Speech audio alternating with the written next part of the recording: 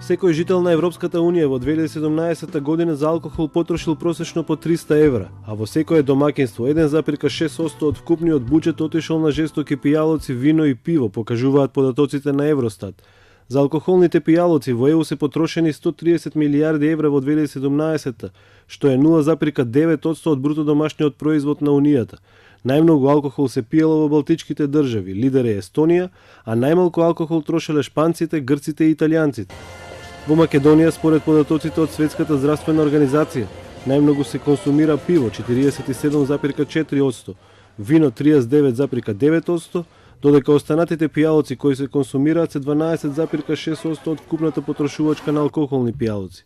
Според Државниот завод за статистика во 2017 во домаќинствата најмногу се пиеле безалкохолни пијалоци, а од алкохолните едно домаќинство консумирало во просек по 404 литра пиво, 6,3 литра вино и 2 литра други жестоки пијалоци.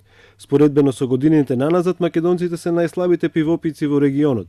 Во Македонија консумацијата на пиво се движи под 30 литри по пиво на жител годишно, додека во Србија таа количина е околу 65 литри, а во Хрватска и Бугарија изнесува над 75 литри по жител.